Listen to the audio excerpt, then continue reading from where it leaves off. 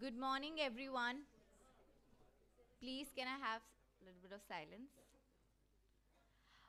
Hope you all are safe and doing well. The MICA Leadership Series welcomes you all to MI-CONCLAVE 2022, MICA's HR Conclave. MICA Leadership Series has a history of inviting the best thought leaders and practitioners from the industry with the motto of bringing ideas that inspire from the leaders we aspire to be. With over 300 sessions, it continues to bring thought provoking perspectives from diverse fields of the industry. It aims at the holistic development of students by providing them a window to the business world. This year, MI-CONCLAVE will be hosting a series of 3 thought-provoking panel discussions where revered HR leaders from a spectrum of industry will hold insightful talks into the pertinent topics of the status quo. The theme for the event is HRevolution: Work, Worker, and Workplace. There'll be 3 tracks, namely HR and the Millennial Challenge, Embracing the New Age of Work, and Quiet Quitting. Now, I would like to invite Dr. Shailendra Raj Mehta, President and Director of MICA, Dr. N.S. Rajan, our esteemed keynote speaker, and Dr. Geeta Hegre, Dean of MICA, to light the lamp with us and declare MI-CONCLAVE 2022 open.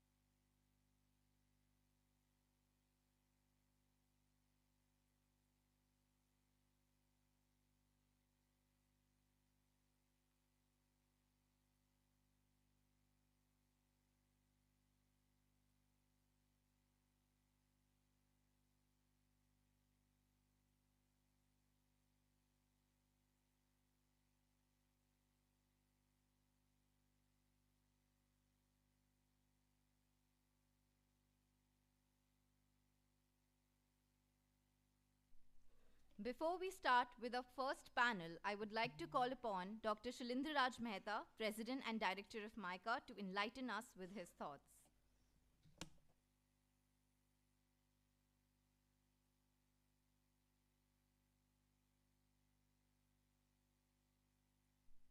Thank you so much. I will be brief because the whole point of this conclave is to hear our distinguished guests. And the theme could not be more appropriate: HR revolution, work, worker, and workplace. And let me just share an anecdote, and I'll conclude with that, because I think that typifies the changes that we are seeing in the world. Just before COVID, we took a group of our faculty, I think about a dozen of them, I was there with them, to China, to Shanghai and to Beijing. Every year our faculty go as a group. This is a unique practice that we follow at MICA, that our faculty go together to a partner school for an immersion, right? So just a month ago, our faculty came back from the University of Southampton in the UK. So this is now 2019, just before COVID. We went to Shanghai and Beijing and to the key universities there, including Fudan University, where one of our professors had a book launch, of the Chinese edition of her book. But there we initiated a fascinating study that is still in the works. This is women's leadership journeys in India, the US, and China. And as a result, we were able to get a unique lens of women's felt experiences on their leadership journeys. So in China, we had a chance to sit down with a cross-section of leaders and to interview them. And we did the same in the US and of course also India. And what we found is that we have just about 20 or 30 years to get it right. We are fortunate that others have gone before us and made mistakes, in particular China. They have empowered women deeply. That is very clear when you go and meet them and talk to them. And as you were not here, but we also hosted a group of 40 thinkers and designers and so on from China at MICA. So we've had this dialogue, but the women have evolved, but unfortunately the men have not. And this is a problem around the world. So if men do not step up and take on their fair share of roles in child rearing, household management, and now increasingly elder care, we will have a crisis on our hands, a social holocaust, which is exactly what is happening in China. I wrote a piece about this because I actually follow the Chinese statistics very closely. And by the way, even based on the statistics that they put out, it is horrifying. Society there, as we know it, is disappearing. The family unit, as we have known it for millennia, is disappearing. And why? You know, as the old Hindi film song said, "Main to aage badh gayi, piche zamana reh gaya." The women have progressed, but men, unfortunately, have not. And by which I mean taking on their fair share of household responsibilities, career support responsibilities for the spouse, and elder care. As long as we do not think about these. So this is, in my view, the deepest change that is happening at the societal level. And when you talk to the leaders as we have, that comes front and center. So for me, that is the framing event, right? That really women are empowered. And you look around, MICA is the microcosm of that. Our faculty are 50% women. Our students are 50+% women. Women are really advancing. And how we advance in lockstep with them is going to determine our thrust as a society. So this for me is the framing. And I will come in and out. We've had some wonderful conversations last night about leadership and about people. And I can tell you from personal experience at MICA, my previous institutions and several startups that I've co-founded, that getting the people equation right is perhaps the most important thing. You know, that as Rahim famously said, "Ek saadh hai, sab saadh hai, pat jaye." You fix the one big thing, everything falls into place. You get the people equation right, nothing then is impossible. So I personally take the development of people and the development of organizations as the task number one. And as a nation also, this is where we lack the most. We started on a journey of building great institutions, and anybody who's seen these two wonderful media events that happened, the media series Rocket Boys and then the movie Rocketry, would have seen how wonderfully we started to pay attention to these institutions, this whole notion of institution building and the old-fashioned term man-making or person-making. All that is something that we need to revive in a major way. And I believe that this conclave and the conversations that are happening around it will be crucial in thinking through the complexities of what lies ahead. So I apologize, I will be flitting in and out of the wonderful sessions, but as you know, the regulators are here. They will also come, I'm sure, to partake of some of the wonderful knowledge that will be shared or some of the wonderful perspectives that will be shared. So let the program begin. Thank you.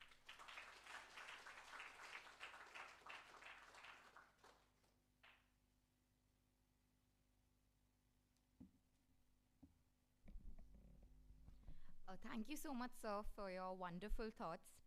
Now it's my honor to introduce the keynote speaker for the event, Dr. N.S. Rajan.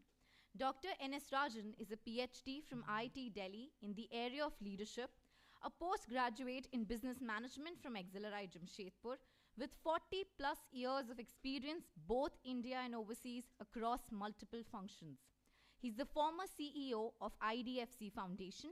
He was erstwhile Group Chief Human Resource Officer and member of the Group Executive Council at Tata Sons, the holding company of Tata Group. He is currently a member of the Board of Directors of Dalmia Bharat Limited and provides professional advisory services as a group mentor to the conglomerates. He is also the author of one of my personal favorite books, Quote Me If You Can, a compilation of his thoughts on business. Without further ado, I would like to invite Dr. N.S. Rajan to share his knowledge with the MI-CON community and to enlighten us with his unique perspective.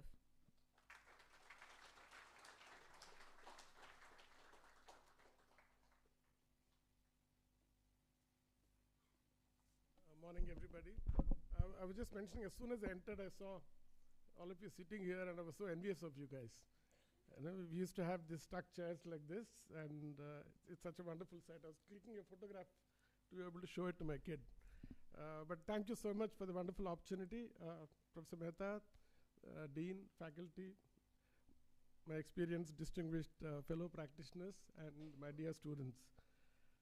I'm really grateful to be here. I've heard of MICA when I was much younger, and MICA had a unique distinction of actually having a program that was meant for communications, and probably this is a reflection of that.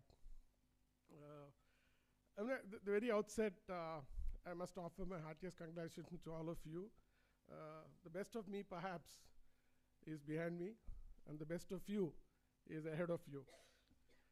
Today, we live in a time where intellect is a new form of property, and knowledge has replaced financial capital as the most important lever for development. Can there be a better time to invest thought into your own future and redefine what you wish to pursue? As Shakespeare writes in his play Julius Caesar, there is a tide in the affairs of men which, taken at the flood, leads on to fortune. On such a sea, we are now afloat. You are having chosen to invest in yourself and to enhance your competencies surely augurs well. I do believe, my young friends, that you're on the very cusp of greatness, and I see in front of me all of you who will shape the future as it unfolds tomorrow. And in this journey, it is extremely critical for you to learn and embrace perspectives and thoughts that will shape you as a leader for the morrow. And in my mind, and interestingly, when you do PhD, you realize how little you know. When I had done the work on leadership, I remember leaders in any walk of life and at any level need a visionary purpose, a bedrock of values, innate resilience, capacity to learn, ability to harness people potential, and the competence and courage to execute and deliver meaningful outcomes. As you embark on the exciting journey, I venture to share a few lessons that I've learned on leadership on my journey of last 40 years. And the first element that I would like to spend time on is being able to define and articulate and understand and have our own purpose. Purpose is the very pilot of the soul. It entails being an integral part of a cause larger than us, where we feel needed and can see ourselves making a difference. Purpose lends meaning to our lives and can make even ordinary people do extraordinary things. Every time that I visit Ahmedabad, it reminds me of how Mahatma Gandhi nourished the roots of freedom here in this very city on the banks of Sabarmati. Long ago, on 12th March 1930, the Mahatma set out from Ahmedabad and marched towards Dandi. On reaching there, he held up a fistful of salt in defiance of the mighty British. This formidable satyagraha heralded a peaceful revolution. It galvanized the nation, firing up souls across the country, and committed them to the compelling cause of freedom, a purpose much larger than themselves. It is a duty of every leader to be able to envision the nobility of purpose, the reason why all of us get together and wish to accomplish something worthwhile. Anchored in our purpose, the leader must articulate a compelling vision, which is a vivid image of what we intend to achieve together to enable our aspirations to become possibilities, helping us fulfill our latent potential. And when it comes to work that we can do can just be a job, or it can be a career, or a calling. A job is what we usually pursue for financial gains, to provide security and to support ourselves. A career, on the other hand, is what engages us, empowers us, and helps us grow. A calling, which is of a higher order, is deeply rooted in purpose and offers meaning and personal fulfillment. Abraham Maslow rightly observed, "I think I'm most happy and most fulfilled and most myself, as if that is where I was meant to be when I'm involved in my work." You may perhaps have heard of the star Polaris. It is also called the North Star, as it's right above the North Pole and has a very unique distinction. Polaris stays still in the same place even as the entire northern sky is moving around. And in olden days, when sailors were navigating the seas, they would look for the North Star to serve as their compass and then be able to navigate to where they were headed. I think it's very important for all of us to find our own North Star, a purpose that endures during the course of our lives. Values. The second area that I would like to speak of is the importance of values in our life. Values endure and retain integrity and remain consistent over time as the bedrock of our very lives. Our character is built on the foundation of values we believe in, and they manifest in behaviors and are reflected in our conduct. Values are our beliefs that help distinguish right from wrong and help us choose what we do and, more importantly, what we shun. Our values over time are perhaps shared by our parents, family, teachers, and those who have a deep influence on us. This holds true not just for individuals, but for organizations too. It is the duty of a leader to be able to sustain and reaffirm the values of an enterprise and be a role model in living up to them. Values are much like the conscience of an enterprise. It is important to recognize that doing things right is different from doing the right things. Values, we must remember, have no room for exceptions. We may compromise on our tactics if need be, but never ever on values. When the character of a person or the culture of an enterprise is not rooted in values, you grow weeds, not flowers. When you embrace values, you may not always win, but you will never ever lose. The other important element that I would like to spend time on is in resilience. Adversity is a way of life's ups and downs, which are an integral part. The fear of failure weakens even the strongest minds. Swami Vivekananda aptly remarked, "In a day when you don't come across any problems, you can be sure that you're traveling on the wrong path." As a leader, the team looks up to you on how you lead when things are not going in our favor, and whether you can count on yourself and convert an adversity into an opportunity. Look at what happened to all of us in COVID times. Despite all our efforts, there are things we never ever anticipated, which were beyond our control, and new leaders and new ways of working emerged from around the difficult times that we're facing with. The most pragmatic way, perhaps, is to manage the crisis by being resilient, adapt to changing circumstances, and to adopt a new way of life. Martin Luther King wrote that the ultimate measure of man is not where he stands in moments of comfort, but where he stands at times of challenge and controversy. The best way to thrive and survive is to embrace resilience and continue doing your best and wait for the tide to turn. It is a leader's role to show courage and fortitude in combating the crisis and to get ready to make a comeback when things settle down. We must bear in mind that even the mighty ocean experiences low tides. Resilience in the face of adversity is an invaluable companion. It is deeply rooted in our self-esteem, our self-belief that we will persevere and never give up when the chips are down. I've always believed that every problem has a solution. And if it doesn't have any, you're not dealing with a problem, you're dealing with a fact. Believe in yourself and never ever give up. Alfred Tennyson wrote so evocatively in the poem Ulysses, one equal temper of heroic hearts, made weak by time and fate, but strong in will, to strive, to seek, to find, and not to yield. The other element that I would like to focus on is the capacity to learn. The desire to learn and innate curiosity to unravel the world around us has been at the very heart of human progress. Even seemingly simple questions like why and how can lead us to profound answers that form the basis of our knowledge. What we have learned in the past may be necessary, but surely insufficient as we navigate the future. Interestingly, whenever you conclude that you have learnt it all, life teaches you some more. We live in a world where knowledge is a key differentiator.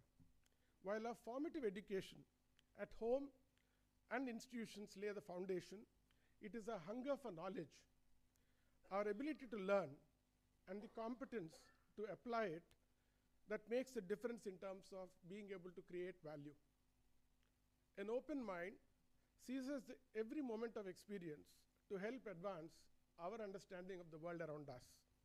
Learning, we must remember, is a present continuous process, and leaders are lifelong apprentices. I commend you for having chosen to invest in yourself, and your presence here vindicates that you set out to achieve something which gives you greater glory. And I do believe that acquisition of knowledge is horizonless. As a leader, you must encourage and support your team to learn and go deep in their core area. It is equally important, though, to keep building knowledge of other fields as well as a horizontal. Endeavor to be an expert who can be granular in approach and keep constantly expanding the boundaries of knowledge across multiple domains. Learn to deliver well on what is required to be accomplished today, but anticipate and be ready to seize tomorrow. The other element that is extremely critical is execution. Execution is what fuels our journey towards the desired destination. Strategy without execution is at best an interesting conversation. No statement is more eloquent than execution itself, which leads to tangible desired outcomes. And a leader's effectiveness is measured by the ability to constantly deliver outcomes. When Roger Bannister broke the daunting 4-minute mile, clocking 3 minutes, 59.4 seconds in 1954, it was a feat that was never accomplished before. No human had actually run a mile in less than 4 minutes, and he was the first to do so. The key to Bannister's success was relentless execution, making every single step count and purposefully striving towards the goal he had in mind. Interestingly, while it was considered as the greatest athletic achievement, what was even more interesting was that after he achieved what was unthinkable, because there were physical and psychological barriers that were actually stopping people from being able to run a 4-minute mile, within the next couple of years, 17 people had broken the 4-minute barrier. So what is it that prevented mankind to have actually crossed a mile in less than 4 minutes till that point of time, till Roger Bannister did that? And how is it 15, 16 people managed to do it within a year or two. So it teaches us a lot in terms of how you actually break shackles in the mind and move forward. As leaders, our ability to constantly deliver goals is an intrinsic expectation. As the great Rabindranath Tagore cautioned, you can't cross the sea by merely standing and staring at the water. It is indeed your role as a leader to plan well, catalyze and rally the team, make every action count, and deliver the desired results. As I conclude, I'm reminded of a compelling story of Spartacus, a Roman slave many centuries ago. Spartacus had actually led a rebellion of slaves against the Roman army, but was finally defeated. The Roman general, who actually came down to see the surviving slaves, had never met the leader Spartacus, and he wanted to find out who was it who was creating all the trouble. On asking the imprisoned slaves to reveal which one of them was Spartacus, there was a silence, and nobody volunteered. So the general threatened to behead each one of them till somebody declares who Spartacus was. At this stage, Spartacus actually gets up and says, I am Spartacus, leave them alone. And the interesting part is in the next 10 seconds, the person next to Spartacus stands up again and he says, I am Spartacus, leave him alone. And all 25,000 people who are assembled there actually stand up and declare, I am Spartacus, leave them alone. For me, this particular instance, amazing as it was, indicated that each slave was willing to give up his life for the cause of freedom. And that vision no longer belonged to one person who led them, but to every single soul who managed to fight and survived and still was willing to die for the cause of freedom. Leaders must invest time listening to people, understanding their needs, unraveling fears, anticipating hopes, and achieve shared aspirations together. Napoleon had famously declared that leaders are dealers in hope. As a leader, you must endeavor to learn resilience from adversity, perfection from errors, endurance from hardship, courage from suffering, clarity from complexity, and find success despite failures. On your journey ahead, every thought, every belief, and every single step matters. Transformation journeys in life need a spark to ignite the minds, a decisive action that can galvanize yourself and others that you lead. Learn to see the big picture, and even in a tiny iota of action. As William Blake wrote in his Auguries of Innocence, I pray that you, my young friends, are blessed with a special gift to see a world in a grain of sand, and a heaven in a wild flower. Hold infinity in the palm of your hand, and eternity in an hour. Thank you.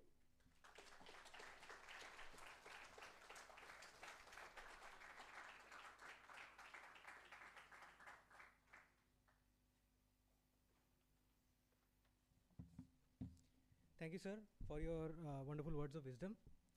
We are incredibly privileged to host you today. I would like to invite on stage Mr. Madhu Mohan, sir, Head of Corporate and Alumni Relations and Placements, to felicitate Dr. Rajan. We would also like to invite Geeta Hegde ma'am, Dean at MICA, to offer a token of appreciation to.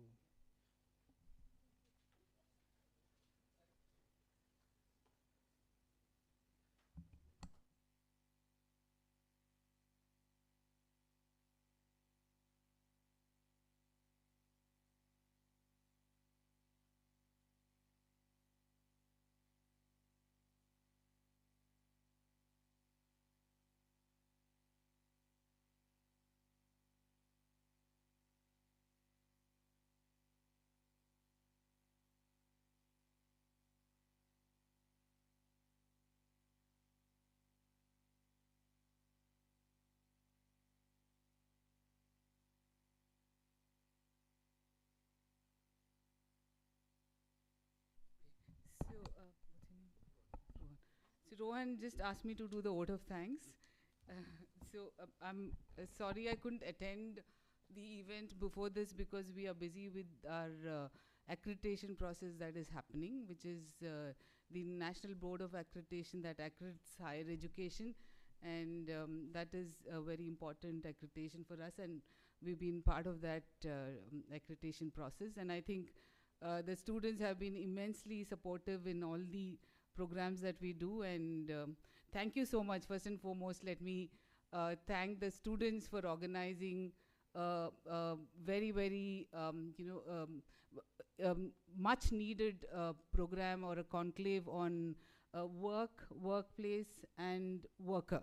Now, this reminds me of what Deloitte, I'm sure the esteemed panelists here are aware of the Deloitte Future of Work document, which was done in 2019, and that redefined the three most important aspects that is important in any HR process, that is workforce and workplace. And I think that came into being especially because of the technological interventions that is happening all over the world and the digital transformation that we see. And for us as academicians, it became even more important. And I remember during those time, we were talking about redefining higher education itself in the process, because the AI, the robotics, and the digital transformation is going to disrupt the workplace in general. And we, as higher education providers, will have to, upskill our students in relation to what is required in the workplace itself.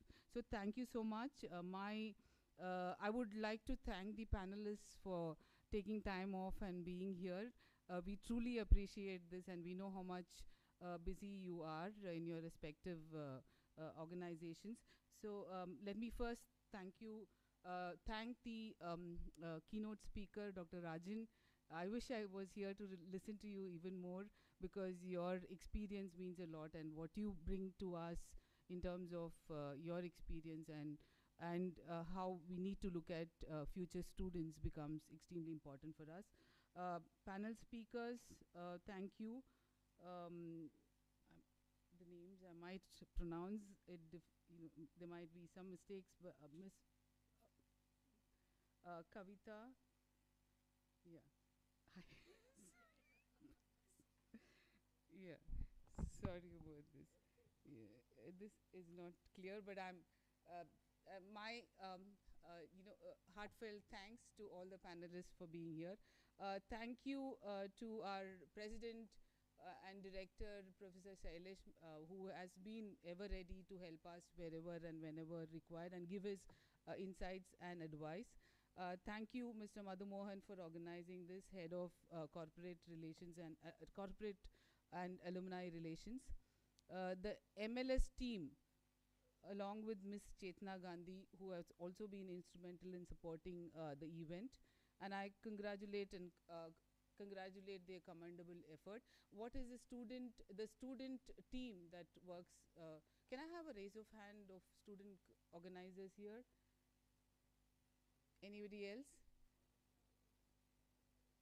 Okay, thank you so much. Wonderful, team and wonderful work.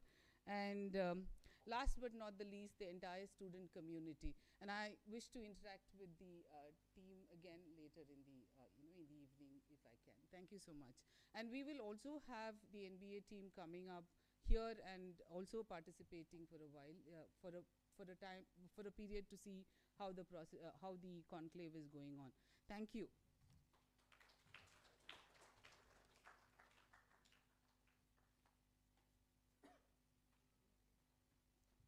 Thank you so much, ma'am. We'll now break for tea for 10 minutes and then resume the panel at 11:15. Thank you.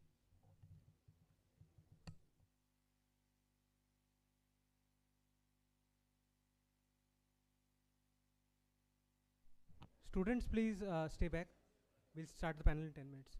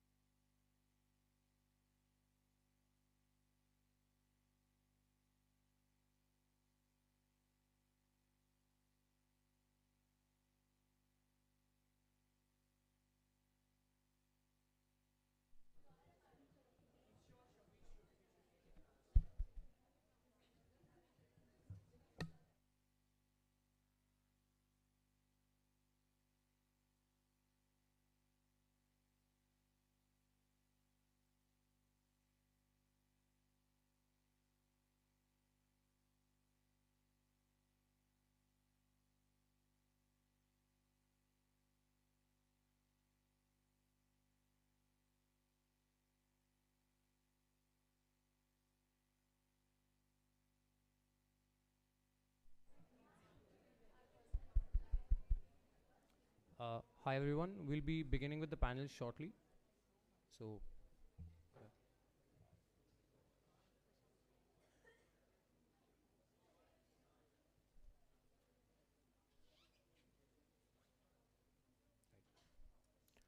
hello everyone. It is my honor to introduce the host for the first panel of the MI-CONCLAVE 2022. The topic for the panel is HR and the Millennial Challenge. Millennials are entering organization in droves. With them emerges a new set of management problems and opportunities. This session is about the challenges faced in managing this part of the workforce and how to resolve these challenges successfully. I would now like to introduce you to our moderator for this panel, Dr. Falguni Vasavada. Dr. Vasavada is a professor of marketing and co-chair MDP at MICA. She's a double gold medalist with over 2 decades of teaching experience in the area of marketing and advertising. Can we please get a huge round of applause for the moderator of this panel, Dr. Falguni Vasavada.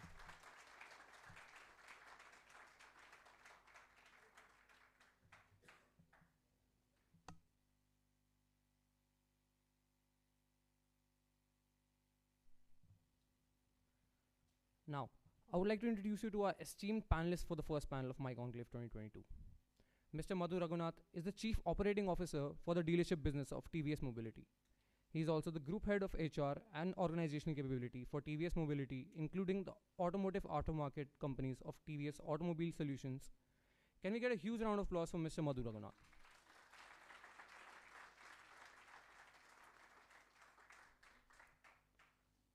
For our next panelist, she's the Chief People Officer of Ugrow Capital, Ms. Pia Shome, and an in-seat alumnus of more than 17 years of experience in the banking and financial services sector. She's held multiple leadership positions across various HR verticals like human resource business partnering, recruitment, and campus relations. Kindly give a huge round of applause for Ms. Pia Shome.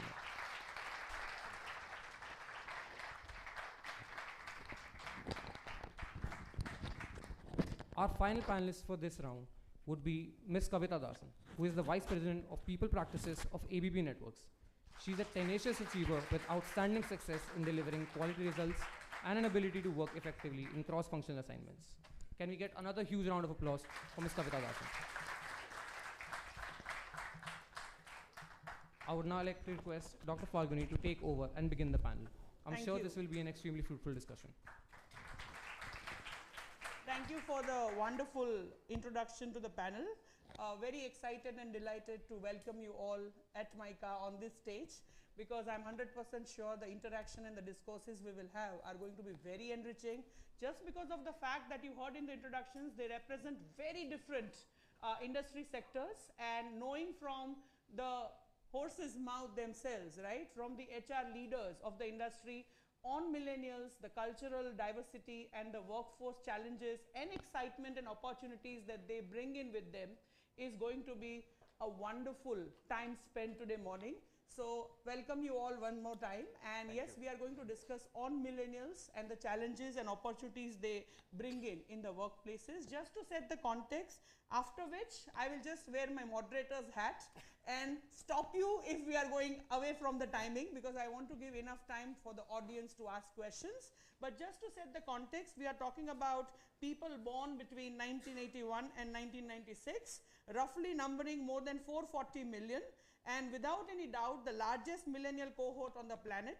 Like every generation in India, millennials are incredibly diverse, with not just significant economic division, but also important linguistic, regional, caste, gender, and regional religious differences, which makes the generation very difficult to understand as a cohesive group and as a group of employees that we employ in different organizations.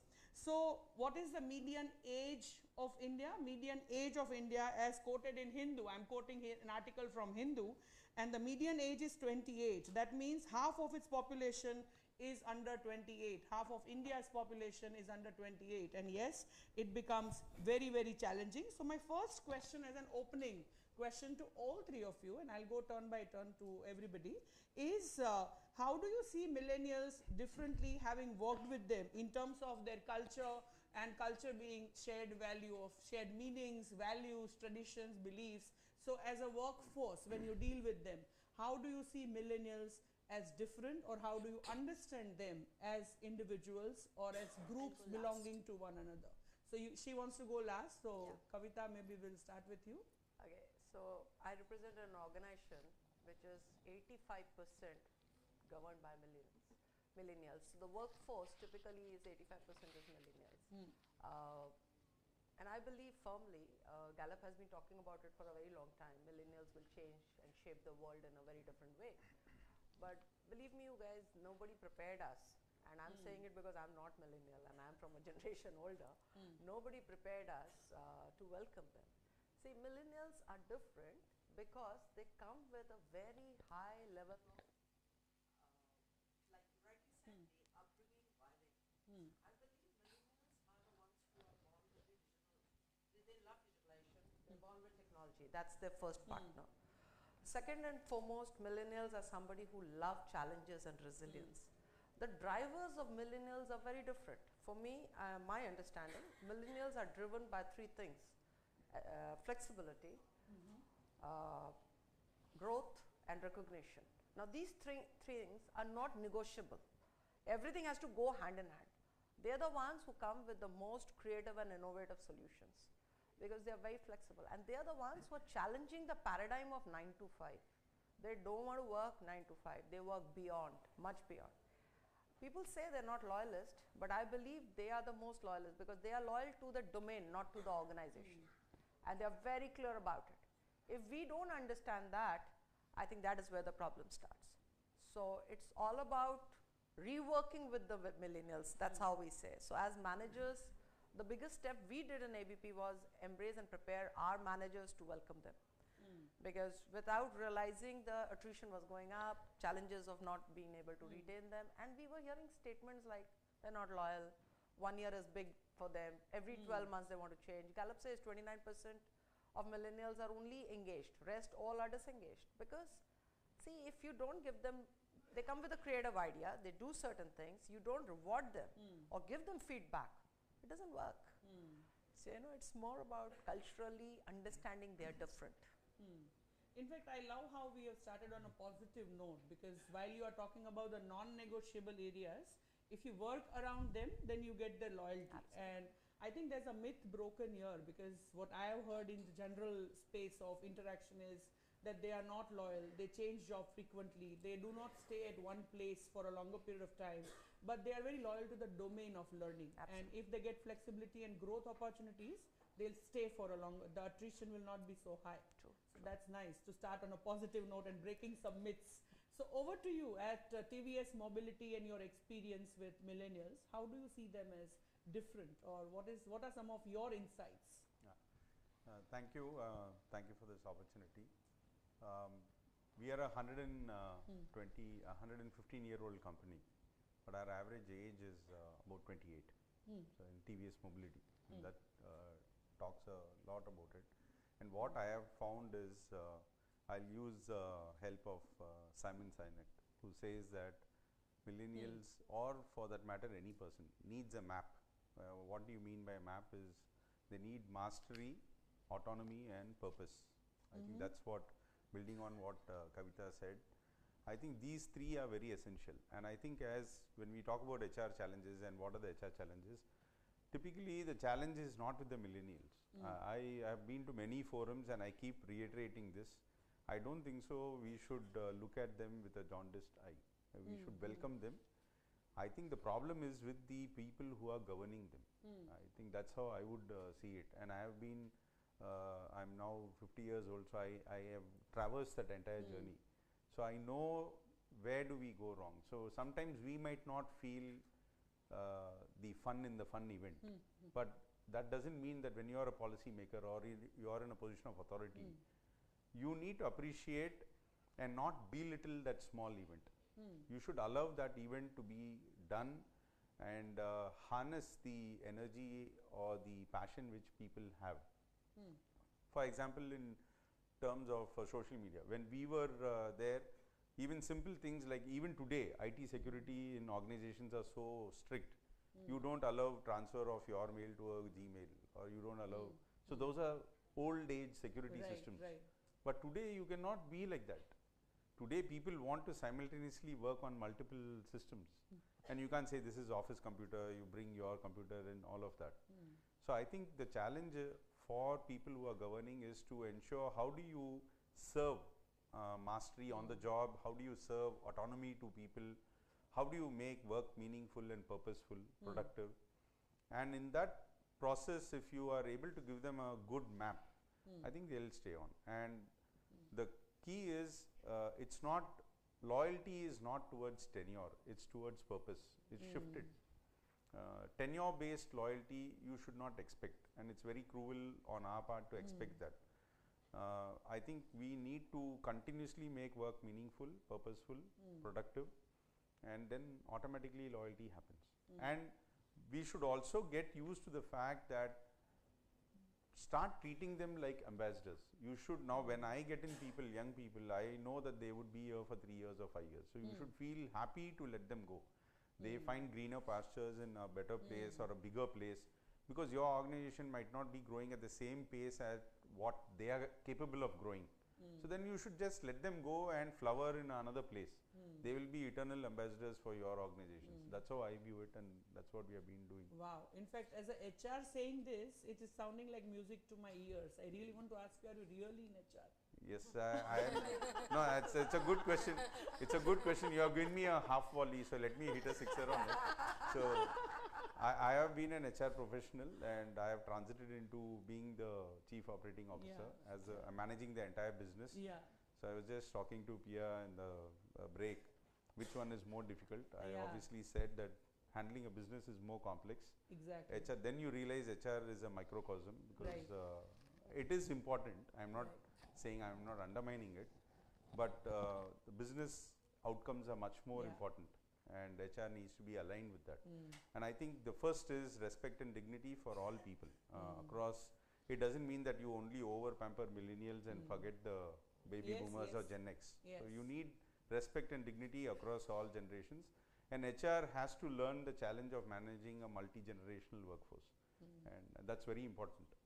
Yeah. So I think framework wise, I loved your map framework. I will remember it throughout.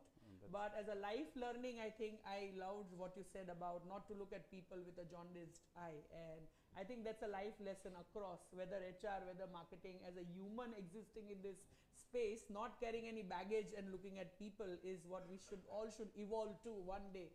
So over to you, Priya, since we respected your wish to go last, but not the least, definitely. So please share. Thank you so much. So I'm sure that this room is filled with all millennials, and you're going to enter the workforce. And one of the things that's extremely important is to know what you want to do. Like, I'll give you a real life example. When I used to work in one of my previous organization, I used to head campus. And we would go to all the IIMs, IITs, and get these really bright minds to join us. And then we gave them a choice of the role. So the format was, you come in for the organization, you come in and realize what the roles are there, and then you apply. So the process went on, and one person got selected for a particular role, one student. And he was like, you know, ma'am, I don't want to do this. I'm like, okay, no problem. I'll change you to something that you want to do.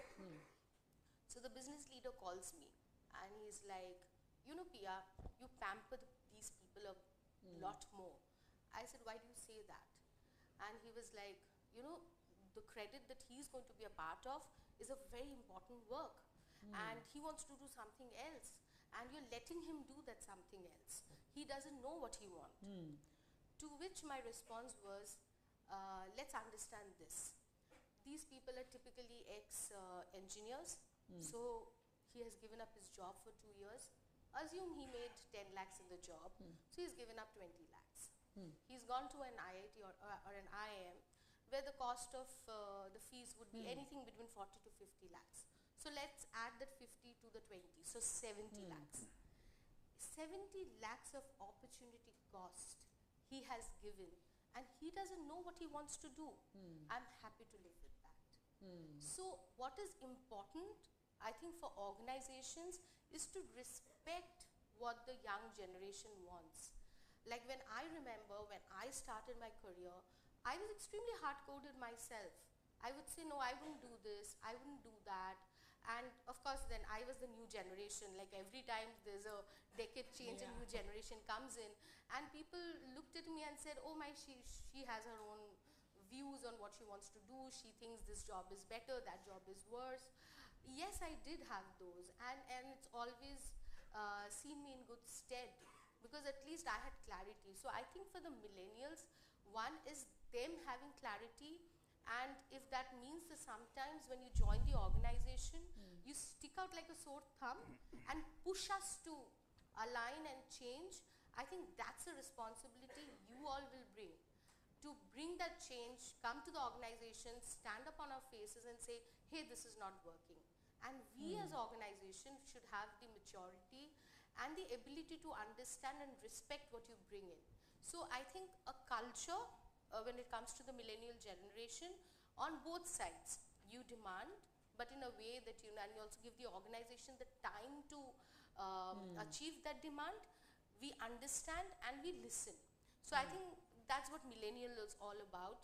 I don't see there's a big problem. I don't see it as a big problem. It always happens. Like our parents' generation would say something to us. Every generation. It's not something new. It is just that how do you learn to live with each other? And that could be as difficult as getting married and walking into a new house. So it is not difficult at all. It's just the way you look at it.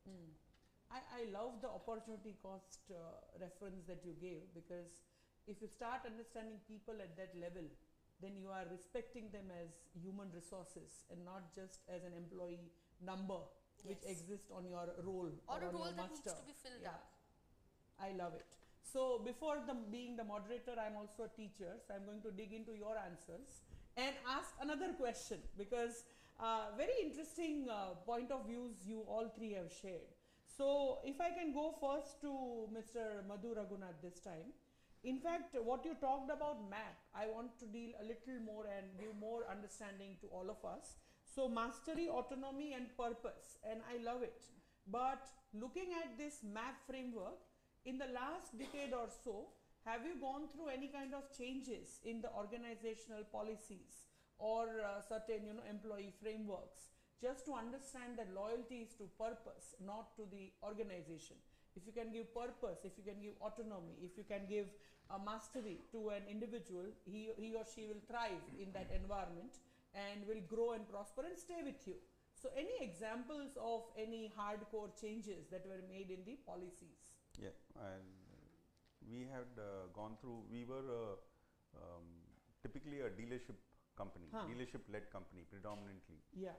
Then we said that we should not just be dependent on that based on the stranglehold of the OEMs, and we had to venture into multi-brand, our own service. So that's where the aftermarket company comes into play. And TVS Automobile Solutions was born out of that. And in 2011, and I was fortunate to be part of that journey right from the founding stage. There you require a very different type of mindset to work, because you are going to do a multi-brand sort of a business where you need to motivate and inspire people to really see the outcome or the end purpose of their journey. And it's very difficult to draw talent for that particular business. So we actually continuously kept telling inspiring stories about how you would be able to become the largest automotive aftermarket player in the independent auto aftermarket, and that's been our consistent story right along. And how can you make changes to lives of people, and that I think really caught on. And yesterday was a culmination. It was a very big milestone where Castrol has invested in our company. They picked up 7% stake, and we got about 500 crores of funding. And it was a very big and that's the culmination over 10 years of hard work. And prior to that, a lot of private investors had also invested. But that journey, I can say, has completely changed the company, the way we treat people. So typically in dealerships, it's all about regimentation, rigidity.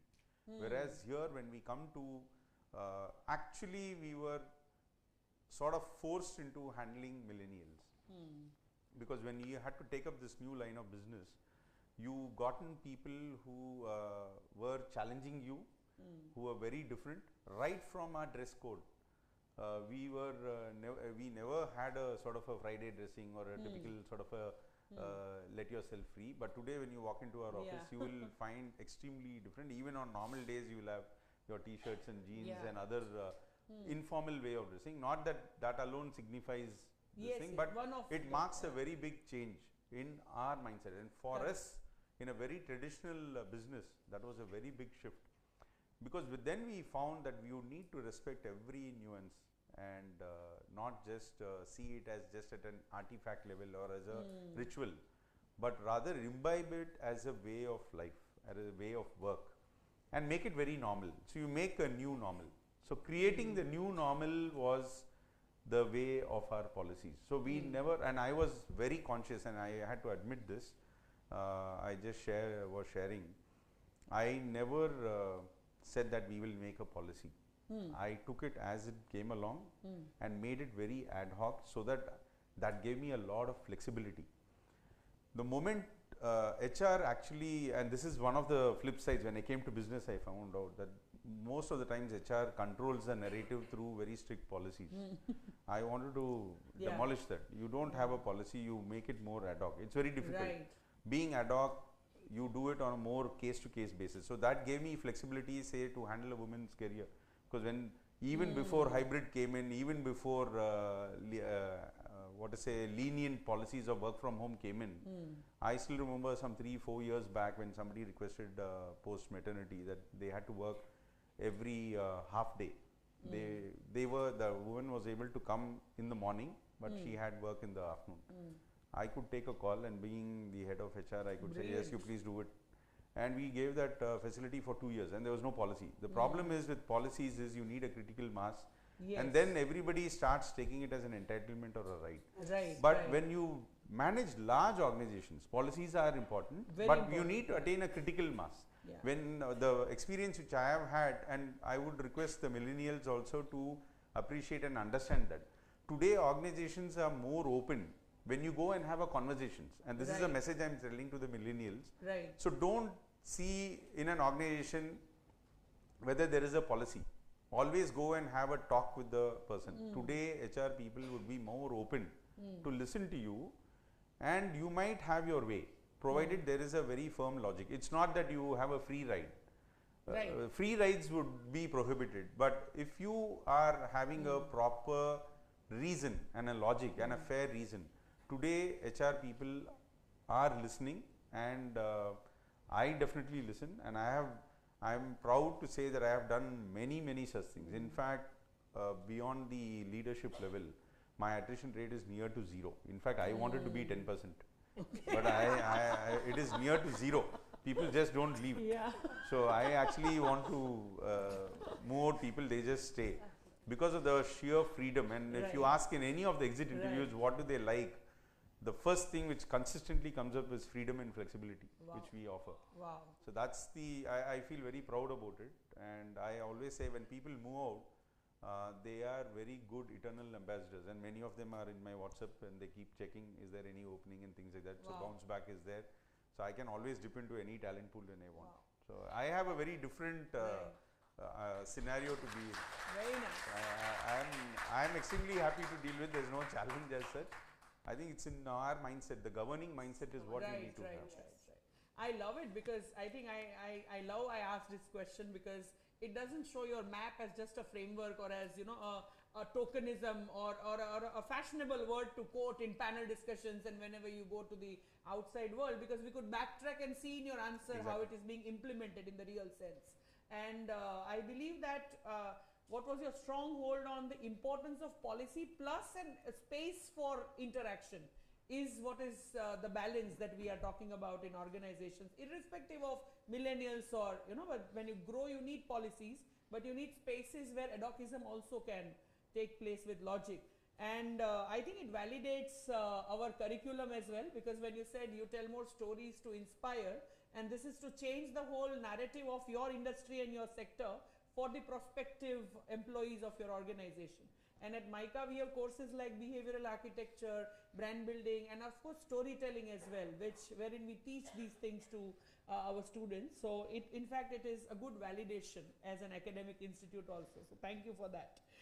So next I will move to Kavita, because I think you also talked before MAP quite similar things like, you need to give flexibility to the millennials. You need to give growth and negotiation spaces to millennials, and then they will stay with you for a longer period of time.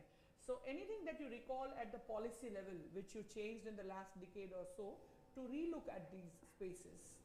So a couple of them actually. Yeah. And again, I largely agree with Madhu. The way it happens is on the go, on the move.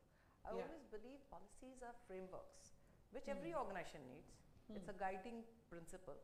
But policy gives you exceptionals. Exceptions are case to case. Yes. And that, it's a garden of paradox. So you have to have structured to maintain the unstructured.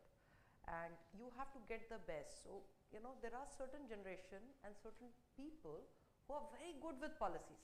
My policy says 9 to 5, I will work like this. But there are generations, and we are dealing with multi-generation workforce, who says, don't throw policy on me. Tell me, how can you enable me? And I'll give you a live example. And COVID was life-changing for all of us. While most of the companies could afford to shut down, we could not. We have 70% of our workforce which is reporting from ground zero. Now imagine if you're sitting at home, all you're doing is mostly, other than OTT of course, is watching news. And if you don't have people on the ground covering them, that becomes difficult. True. And believe me, at that time, if I was to throw a policy, imagine. And throughout the COVID, our organization was not shut. These people were working, and we were there supporting them from the office. So my team was working, but we were all in the office. Now these are the times when you actually demonstrate what you say, your policies and everything. So frameworks were different. You will have a cameraman who will say, Madam, mera 9 se 5 ho gaya, mere ko ghar jaane ka hai. But you will have a reporter who says, send me another cameraman. I'm on for another 12 hours. Now can I throw a policy of attendance to him? No, because he is outcome driven. So first thing we did was, we said we will not define steps. We will define outcomes. And in our company, we define outcomes which are very clearly your KRAs. This is what I want you to do. And specify it. I'll give you another example. See, when you say, I want this to be done, for a typical way, a manager would say, I want it to be done by EOD. Now, what is the definition of EOD? It's very interesting. A EOD for me will be 6 o'clock, but for a millennium, it will be 11:59. Night time. So guys, you got to understand. And you also have to say, on this day, because he may be on any other time zone. I have a very interesting business which is creations. We make movies. We make movies for all the OTTs here.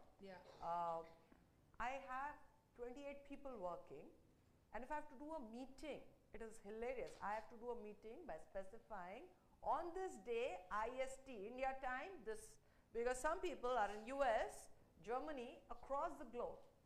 Some out of their hometowns, anywhere in the world. We have no office for creation. They work from anywhere. And again, you have to give them enough tools. I have to give them iPad, I have to give them, your mobiles which are connected, because, and these are the allowances that matters, because they're working from anywhere. As long as there is a net connectivity, we are good.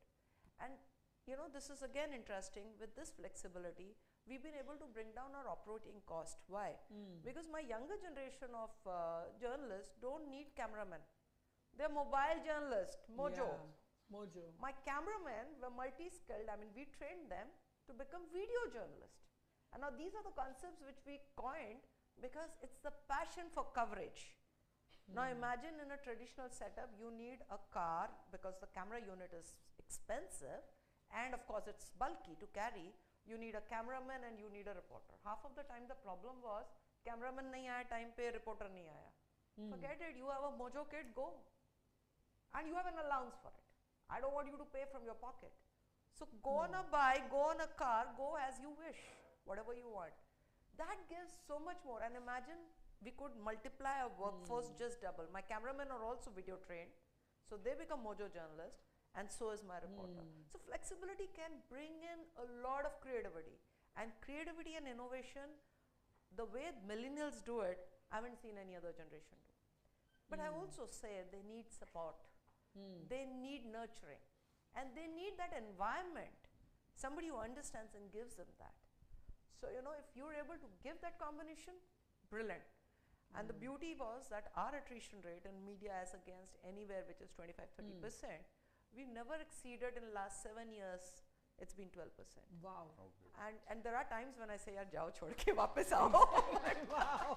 That's on a lighter note. Wow. I absolutely loved how you explained the word flexibility, which you had focused on in your responses in the first question, because I believe as an organization which is into media, entertainment and news, which is always on, I think flexibility is what brought you more advantages than disadvantages. Brilliant. So let me move to Pia, and you talked about respecting your resources, and I love the word you use, align and change, because I think that's the key for our own existence anywhere, but very crucial when you're leading from the front as an HR of an organization. So anything that you have done in the last decade for aligning and changing your organization for better to be more relevant and contextual to the millennials working with you, if you would want to share. So, so some of the things that that is important to understand is creating that space, safe space for flexibility. So traditionally what organizations would do, and especially banking and financial services where I come from, it's an extremely tough space to be in, because it gives very little elbow room for you to do your own thing, because it's regulated, it's the nature of the job. But what we did was that we gave power back to the employees. We said, you know what, this is the amount of money that I'm going to spend on you. So we did these connect sessions, and we said, we want you to go for certifications. Now go and do it wherever you want. So you could choose something out of Australia, or you could choose something out of US, you could choose Harvard, you could choose any place where you want to go. That choice of freedom we gave. And we said, okay, unless it is like outrageously priced and we have to sell out ourselves as an organization, we will respect what you come back with. Now that went down very well with the employees. To say, okay, this is not one program where HR designs and HR delivers and says, okay, please sit in the room and just attend it. It is something that I decide and I go for. So that was a huge mind shift change to say, okay, I own my learning, I own my space. The other thing that we said that, you know, every Friday, we said, this is your space, do what you want. So Friday 5 at 5, and the employees take the lead. So I'm like, you come to me, I approve the money, but you do what you want. It cannot be engagement or alignment or just having fun, cannot be an HR responsibility. Right. It is your responsibility. You want to play cricket, go ahead and do that. You want to have a 5 at 5, go ahead and do that. You want to call for food for the entire organization, 100+ branches is what we have, go for it. Just come to me, I'll approve the cost. As long as it is within limits and reasonable, happy to accommodate. Now, I think that went on extremely well with the employees to say, okay, I'm not mandated to eat a vada pav or whatever is given to me. I want to eat something else, I can. I want to wear something on a Friday, I can. I want to go to a certification of my choice, I can do that. Have we made exceptions? Like exceptions are the rule now. Do we have hybrid workspaces? Yes, we do. Do we have people working out of their hometowns? Yes. But those are like not for all jobs can you achieve that, but there are job specific, but it is possible. If an employee today falls sick and suppose broken his leg, and this was something that we had last week, in an ideal pre-COVID world, it would be a complete sick leave. In a post-COVID world, it is work out of home. That flexibility, so the thought of flexibility has become very normal now. Also the choice in the hands of the employee, that's the process that we've gone through a change. Is it hard-coded in a policy to say, I will allow my employee to work from home? No. But is it a practice? Yes. Okay. So it is as and when required. Excellent, because I think I see flexibility in all your answers coming out as a We won't survive as an keyword, yeah, organization, yeah. let me assure you. Yeah. And that's why I think all of us are speaking the same language. Yeah, and in fact, I relate to what Mr. Madhu mentioned about the dress codes, and though it being a small thing, but it means a lot. And if I connect it with your answer of choosing their path of development, or the Friday fun activity that you talked about, the safe space, I think, is very important for me. What you mentioned, I think it's letting people be, and I Yes. think that being, that autonomy to exist the way you want, is a power of expression, and that brings in a lot of emotional connect with the organization. So that, I think, came out in all your answers. So moving on to my next area of reference, and we know that, I think Kavita mentioned it a couple of times, you also mentioned that every generation will be different from the next generation and will have something unique in them. So what I feel is unique in millennials is they are a connected economy. They are a connected community of people, and that is because the digital part that you mentioned, or their existence on social media that we look at, right? It's a part and parcel of their lives. They are a generation, I think, born with email IDs and Instagram handles and Twitter handles and all. So I feel for millennials who are connected on social media, they are really woke than what my generation would have been at that age. And I say it in a very positive sense, because woke in the sense of the new age realities, like they are very clear and aware about the discrimination that people faced at the level of caste, or region or class divide, or their sexuality and their orientation towards gender and sexuality, or the identity which they want to work on. So in your organizations in the last couple of years, have you relooked at your organization policies to fit in such people, the woke generation as we call it, the know-it-all generation as we call it, and rightfully so, because I have been into forums of where HR people have discussed their take on core community, their take on the sexuality and identification with a particular sexuality. So anything that you can reflect on, and I'll leave it open, whoever wants to start. Sure. I'll take this, because I have one very important thing. While we have talked a lot on the positive aspects, and we might represent maybe a very exceptional outlier layer of the corporate. So I just want to put a word of caution to the millennials. After hearing this, please don't go and expect immediately all of us would be like that in the corporate world. When they come in, they might be in for a rude shock, because we have sort of evolved over a period of time with various experiences and exposure, which might not be the case across all layers of the organization. First, that's the disclaimer. So when you come into the organization, you will suddenly find a lot of resistance or some sort of traditional set of values which are very different. One of the things which happens is in the work, and I'm addressing this both from a positive and a negative element, is that typically work means is you're being socially aware of many social construct issues or social issues, and sometimes you also have an element of extreme posturing on either side, on the positive or the negative side, and you are connected. Now what happens is organizations today, as Kavita earlier mentioned, actually are not trained or not able to handle this sort of a sudden influx of work. The best way they could do, even organizations like Google suddenly found it a bit discomforting when there was a recent issue. So what I would suggest is to develop, and there would be extreme views held by millennials.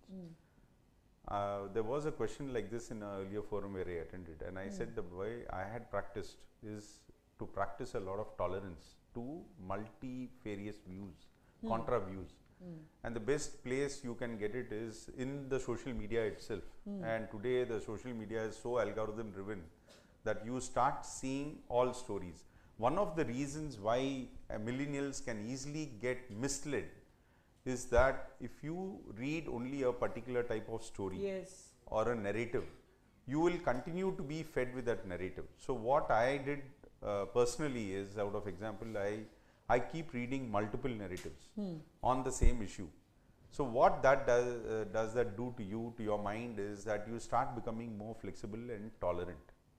So you, on a particular issue, be it any issue, a recent Supreme Court judgment or a CA or any caste or any gender, you read a issue which you might naturally be inclined on. You also read a very contra issue, and that you can do it on Facebook, Instagram, or any other social media or any of the online news portal. I would recommend people to consciously read and deliberately make those choices. That will help them to become more balanced and grounded rather than swinging to the extreme. That's one very important thing. In terms of policy, what we have at least done is we have actually been a bit neutral. We have not gone all out and made policies for all of this. We have very overarching policies which accommodate all sorts of views, and we respect. There's a common disclaimer which is there, age old in our this thing, that you respect all walks of life, you don't discriminate, the general discrimination thing. We hold true to that. Only the form changes over a period of time. So today I might need to also accommodate all the new age wokeism and things like that. And we don't do any woke washing. So if we are not there, we honestly tell the people, okay, this is not acceptable at this point of time. So, and we need to give space, because generally telling and doing something, because the millennials will come in and they will easily find out that we are just doing some work washing, and then they will leave us. So we don't do that. We are very honest, and that honesty is appreciated. And millennials should also understand that they would definitely face some resistance. They will also need to adapt when they go into an organization. And I would only request that with the power of their ideas and with their energy, they should slowly influence the organization for the good. That's what I would say. That's what I would also expect them. They should participate rather than criticizing the organization. You be a partner in making a positive contribution to the organization, to moving towards what you see as a good destination. That's what, that would be my request. So be a true part of the system and part of the process, and influence the process change, and then make the change happen. And in fact, I totally agree with you when you talk about woke washing, because genuineness is something which cuts across, rather than doing a tokenism in your affairs. Saying that we are yet not ready for it, I think, or we are working towards it, is what makes more sense. One of the things which I told was that we should not, some of the elements, if you are looking at, say, some organizations are doing, say, gender diversity, that's inorganic and that's good and needed, because otherwise you can't, in an Indian context, you can never reach 50% if you don't do inorganic stuff. But my recommendation would be in many of the issues, other issues, if it's not a decided outcome, you should allow a very rapid organic process to happen rather than doing it inorganically, because sometimes it can misfire and it will be detrimental to the organizational goals. So you need to have a rapid organic growth.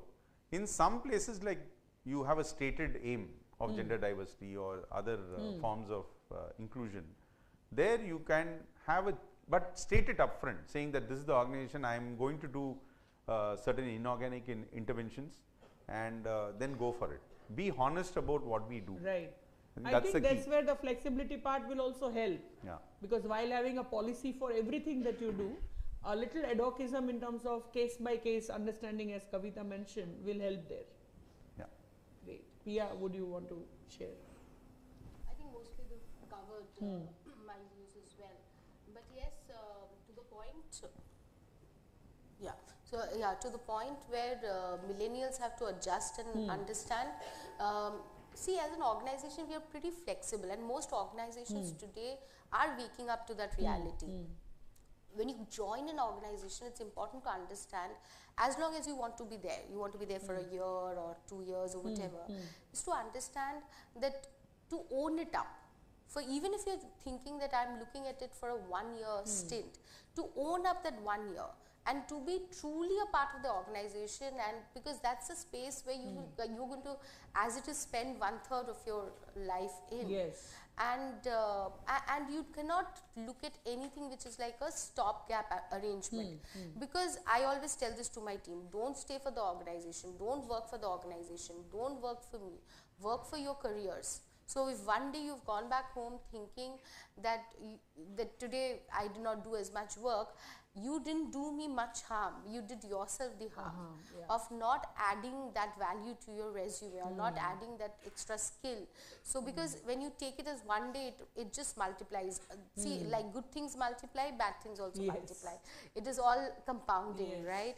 So then you would take it for granted. And organizations today are very agile.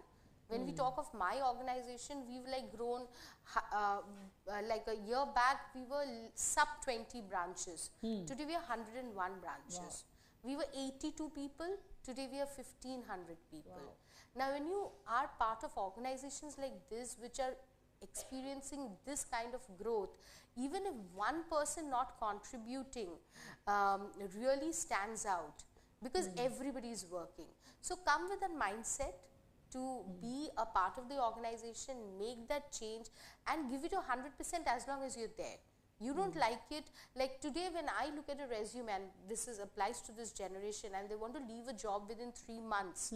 In our time, it used to be quite a stigma to say, oh, ek saal ke pehle kyun chhod rahe ho, matlab to tumhari stability nahi hai.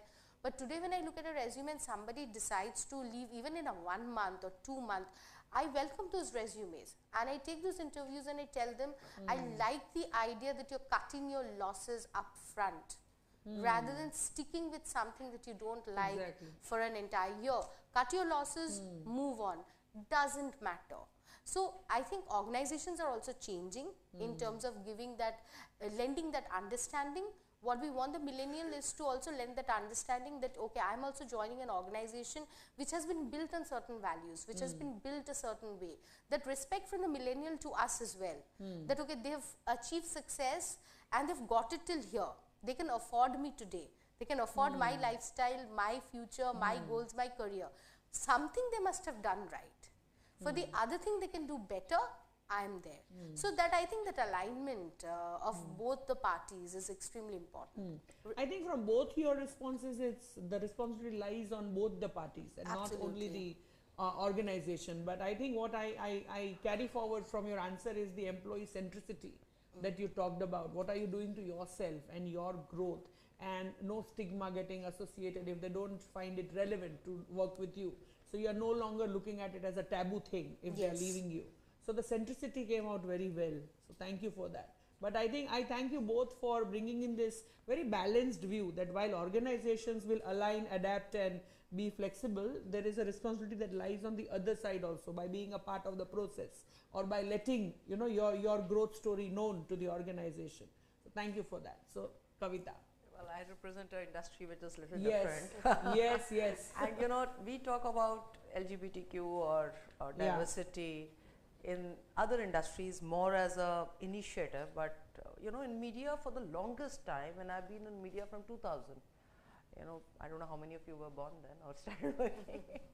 But sorry, on a serious note, from 2000 onwards, I've been seeing LGBTQ has been a part of us, and media has always embraced it because that's the kind of talent that comes in, which is very unique. So you'll find most of the stylists, cameramen, makeup artists, all of them from this generation, and a lot of cameramen, most skilled ones. Most of my writers, my creative guys have all come from this. Advertising is also another industry where this has always been a part. So for us, it's no new thing which is now happening. We've always embraced. The working with them is very different. And aligning people who come from non-media to media and mentally adapting to those things is a different ballgame altogether. I personally believe, for millennials and for the younger generation, new workforce that is coming, I think few things which are very non-negotiable, and that's why they say cancel culture, they come from cancel culture, is also that, diversity, inclusion, equality, integrity and sustainability. These are few non-negotiable values. And if these values don't reflect, their purpose don't get connected, they don't connect. And if organizations don't have it, believe me, for them to survive for long is difficult. I haven't seen that level of commitment because this is a generation that works, like rightly Madhu mentioned, if the purpose is not connected for them, they don't work for paychecks alone. So if the purpose is not connected, it doesn't work. Another interesting piece which I believe is important is look, they already know what they're doing. Like Pia rightly said, they know their worth, they've done their calculation, they're so aware of it that if we start giving feedbacks, and that's another piece which we work on, because for us, all these people coexist. If there is a problem, we have a very clear culture, speak it out. Don't wait for the appraisal to tell them. Spot feedbacks is something which we've really, it's more because it could hurt me, it could hurt you. And believe me, feedback is not just one way.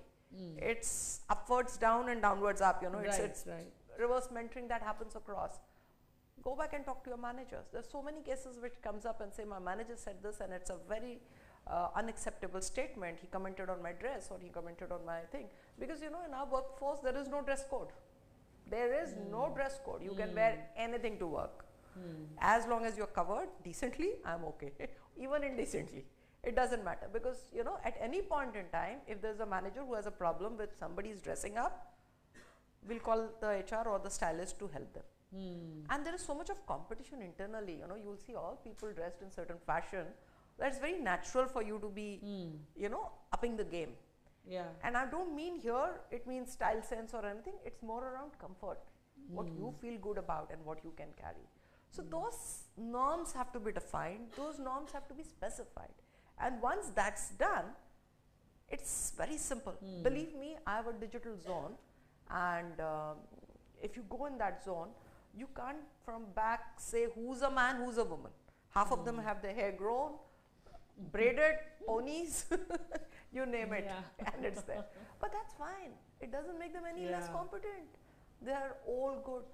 It was a very interesting piece when we were expanding, and the way we were expanding, there was no workplace. We just said, you know guys, everybody can decide who wants to come to work. Every workstation is a floating workstation. And people choose and book their workstation. So nobody has a fixed workstation. And that essentially means there is no temple on the workstation, you know. You can't deck it up. All you have is a water bottle and what you need to work for. Come with your gadgets, plug and play, move on. And I think that gives a lot of respect to people, because then they know it's only my outcome that matters. It's not my step, it's not the hours, it's not the time. And I think these things culturally works well. Also the fact that you have diverse workforce sitting there. You know, your policies cannot be one size fit all. Your recognition cannot be one size fit all. I cannot do a quarterly event or a yearly event to reward people. It has to be multiple. So peer-to-peer, bosses getting promotion, I mean even bosses get feedback from the teams. So manager feedback, best manager of the year, you know, or we don't even wait for years, we do it almost every quarter, every month. And it's an ongoing process for us. So again, thinking of recognition as an event has been changed. Recognition is an ongoing process. And I know people who just say, I did a deal, and you know, my boss gave me everybody has their managers, have their budgets. So my boss gave me an iPhone. Brilliant, go for it. He is now struggling for the next one. And they are my brand ambassador. They go and put it on the website. We have our internal portal. I won this. Many times, even as HR, I don't get to know who won what. It's not my job. My managers have the budget. If somebody has done the good job, please reward them. And that's the level of decentralization or customization that has helped us. In fact, this is a drastic change from what years ago we used to talk about, how employee increments happen, or you know, year-round annual appraisals happen, or grievance handling happens at organizations. And I'm happy you brought it out, because what you talked about, upfront feedback and not keeping the grievance within, I think it hurts more than it helps. So I think, and clothes have nothing to do with the outcome, and it is your individual space where you book your stations and you plug in and play. So those came out very beautifully, and I think I love how you started with the word negotiation, and how you talked about some spaces being non-negotiable in the value systems of the organizations, where every employee, irrespective of whether you are a millennial or not a millennial, will have to align. So great answers. Thank you to all three of you. In fact, we all are on the go learning about your organizations and your practices. I think one last question I'll pose to the panel, and then I'll open it up for the audience. So please be ready with your questions. We will give you enough time to engage with the panelists. So my last question is on this, again, it's an extension of the social media world, because today most millennials are also social media content creators, and that's the second hat that they wear after being an employee. So they have their own YouTube channels, or they have their own Insta handles, or their own Facebook community groups, or they may be also doing something on the side as a side hustle, and they may have social media spaces, for that. So how do you draw the line as an organization? Because sometimes it does happen that the personal and the professional world will merge, even though not consciously but subconsciously, and hence I think today most organizations are looking at social media monitoring policies and things like that because of the new age reality. So have you come across any such challenges, or do you work on it actively? Anybody can again start. For my industry, it's a big one. Yeah. Believe me. Yeah. Yeah. I'm going to cover a news and I would put it on my YouTube first. Yeah. What does channel do? Yeah. Yeah. So it's a big one. Exactly. So social media policy is very stringent. I mean, personally, I don't endorse it, but that's the line of business, And many times I say this. There's a movie dialogue, "Ganda hai par dhanda hai," and believe me, it happens. I may not personally like it, but there is a stringent social media policy. If my anchor is going for a coverage, it has to be first on the site, on our website, then on the personal hand tutor. So policies are there, but that doesn't stop people from doing what they are. I'm dealing with creative. If 70% of my workforce is editorial, and even the non-editorial guys, everybody is a creative guy. If 85% of my workforce is, and it's hilarious, the data, 85% is millennials. Rest of the 5-7% is the new generation. It's only the balance which is the So we can't work with that social media policy, and there's been a lot of, you guys must have seen it, a lot of backlash that has come in with a lot of media organization coming out with stringent policy. So in our case, it's very clear, anything that is a conflict of interest with work is not allowed. Having said that, moonlighting is something which as long as it's declared, is okay with us. Giving you examples, there are people who've written books, there are people who've gone ahead and done their own podcast, there are people who are very active bloggers, they are video bloggers, there are this whole generation which is doing a multiple hat wearing, and it is okay with us. As long as it is not conflict of interest. If you are in a creation business, you are a storyteller, brilliant. But you cannot be selling the stories. So as long as there is no conflict of interest, we are good. And that is the said unsaid policy where we draw a line. But believe me, line is very blur. And there are times where I get onto the other side of the table and we have to do this hard conversations where we say that was unacceptable. So happens, it's like an everyday thing. It's a thin line you're working on. But is it something that you can just completely say no to? And say that no, it's my policy, you will not do it? Doesn't work. It will happen.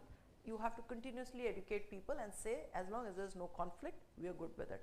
And we also celebrate those successes. So one of my reporters, he launched his own book on Guru Dutt's life thing. We celebrated it. There's somebody who's a brilliant podcaster, but you know what she does as a profession? She's a finance accounts person. And she's a brilliant podcaster. Somebody who's an influencer may not be doing the same work, so we encourage that. We have a lot of like-minded clubs within our thing where people are doing all kind of things. They're blogging, they're writing, they're doing this. So we're just saying, hold each other's hand, nurture that talent, as long as it doesn't bring in conflict of interest. Because regimental won't work for us. But I'm sure the sensitivity of your sector is such that you need to draw the line. But as you said, lines are also blurred, and we need to look into and celebrate it as an employee's a wholehearted achievement, because that's the I think multitasking abilities that they bring, and that diversity also is appreciated. I remember when the first celebration happened, they said, "Kaam nahi karta hoga, isliye isne book likhi hai." Exactly. But believe me, that was not true, because he was my top performer. So I said, "Kaam karne wale zyada karte hain." They have that extra thing. So that myths had to be broken at all point in time. I'm sure. So that's how it works. Over to you, Mr. Madhu. Here, I think the single guiding principle, as Kavita said, is it should not bring disrepute to the organization, and there should not be a conflict where your primary work in the organization for which you are hired for is compromised. That should not get happen. Otherwise, we are not having so much of exposure to the media like what she has got. So they are so busy doing this work, so they have very little time to do this on the side, except when they go back home or when they have time, because there's so much of work pressure. Right. So automatically the work design takes care of the time spent on social media. So that's where we are right now. But I read a lot on this, and I keep my mind fertile to being flexible on these things as an issues when they come up, because I'll be the first point of architecting the way the organization goes in this. So I am abreast of these developments, and today also was a good learning from you, Kavita, and these things can happen. So our organization is very different, more on the ground and doing a lot more work. But there are people who are interested to start their own YouTube channels and things like that. So that becomes, so we ensure that they don't spend too much of time on that. So there is no strict policy and all of that. There is no restrictions. As far as it doesn't impact their there are no restrictions, but it's not a free ride, as I said. Definitely. So same here, we've never faced these issues, and like you rightly pointed out, people are so busy working. I don't think there's any ounce of their energy left to do anything else. But yes, because see the kind of population also that she has versus what we have. Extremely sales, collection, credit. There's too much energy is going into the kind of work that we already do. There's very little which is left for something else. Now, I'm actually thinking when I hear her that should I encourage people? Like when I go back and say, hello, can we have a few podcasters? Can we teach you podcasting? Talk about finance, talk about something that you like. So, you know, it's a brilliant idea. So I'm like looking at it as a learning for myself, because we don't have that generation, we don't have that population doing that. In fact, 2 trainees from MICA are supposed to join me. I'm thinking I'll just put them. The pressure is on them now. I'm going to put them on the job and say, before you leave, create at least 5 podcasters for me. I think it brings in a lot of diversity, the required, diversity. Yes, I want that. The fulfillment also on their side, the feeling of I'll just share one thing here. The training, typically, you do training in multiple ways. For us, it's a lot of learning on the go, on the move, and like every other organization. One thing we started was internal TED Talk. So we said voice of ABP, more like that. So then they said, no, voice sounds very cliche. So we started Thought Leaders. Thought Leader is a program where anybody from the workforce can come and talk about his work and achievement, his journey, his story, and it's so powerful. I mean, and it is even language-wise agnostic. You can speak in Kannada, Telugu, whatever is your native. You can speak your language and explain your story. We do the translation of it, of course, the English part. But it is such a success because in today's generation, that's been my understanding and that's been my learning, that millennials and the newer generation don't want to learn from the leaders. In VUCA world, when leaders are struggling, what is there for them to teach you?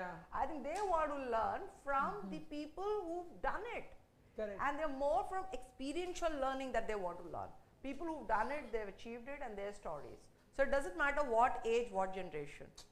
And that's a very powerful thing. You know, today when I started, I was struggling.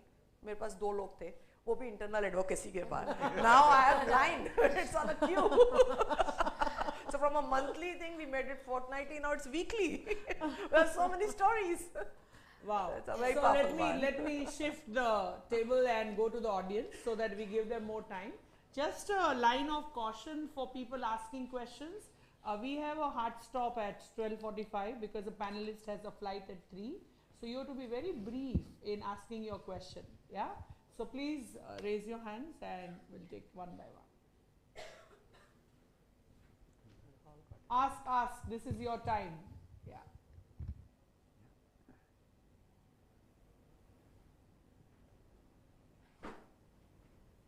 Is the mic working or just stand up and maybe in the recording your voice will be heard, it's being recorded, so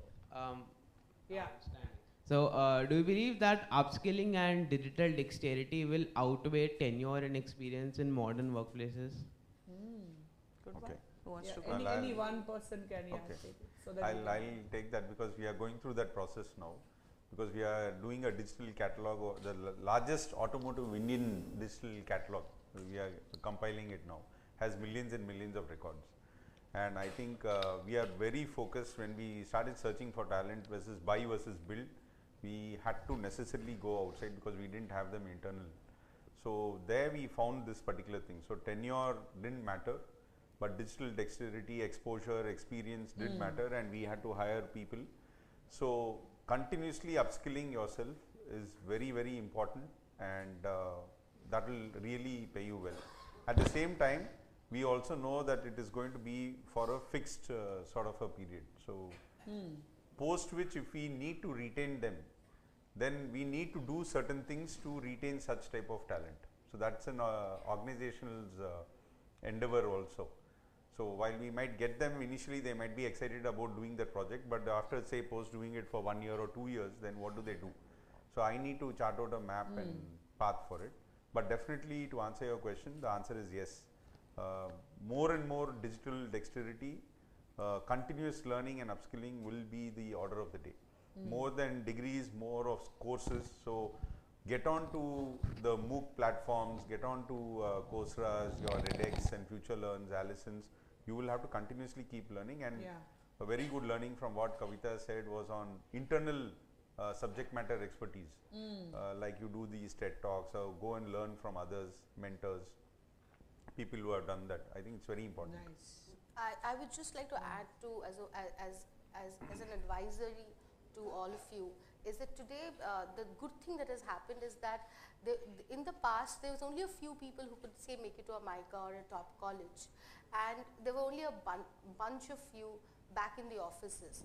But thanks to this democratization of learning, today any person who's coming from not so affluent background or not so great campuses can catch up, and that is where you have a huge challenge on your hand. Because it doesn't matter. There was a time when we used to look at pedigree, when we used to decide, internal movements, and of course, traditionally that would be the thing that IIT, IIM, ISB, Tier 2, Tier 1. Those tierings were very relevant for very old organizations. Today, it doesn't matter. Today, it's anybody's game. So, democratization of learning has actually enabled both you and us. So, you cannot ever step away from the pedal. So, that's extremely important. True. Next question. Yeah. Please pass on the mic.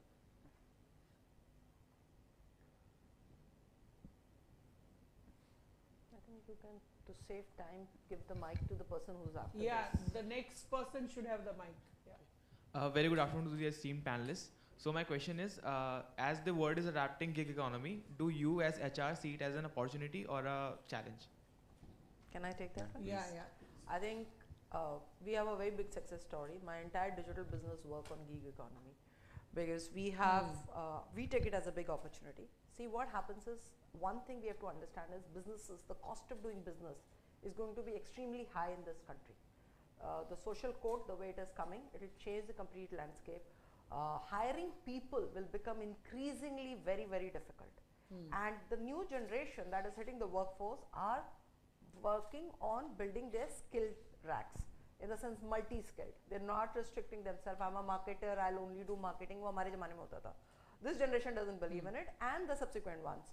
So, it's largely likely that we will have more and more people coming in who will be contributing for certain hours and going. In my business, especially in the digital business, our active workforce requirement probably is about 1,000 people. And on the payroll, I don't have more than 400. Rest 600 are all gig workers.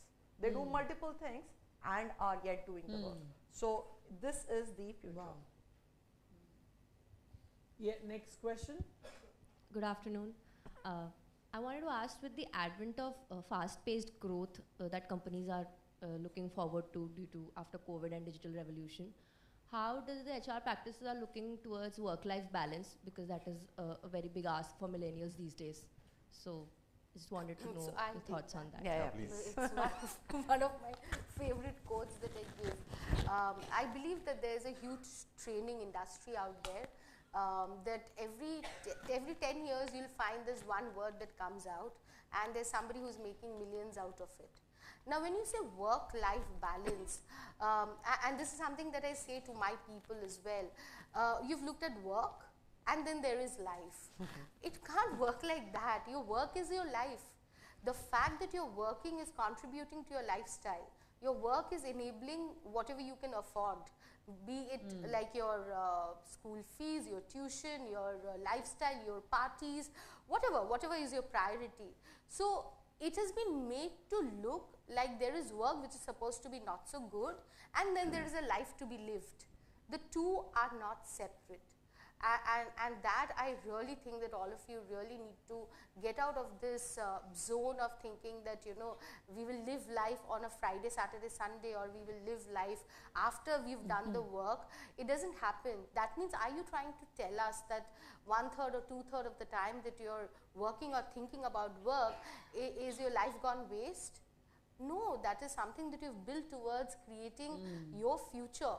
So there is no balance. There may be a life calling that you may need to leave office on a half day because you have a requirement. Maybe your children's PTA, or you may have to, like, you know, be somewhere or be there for a friend, and there may be a work call on a Sunday.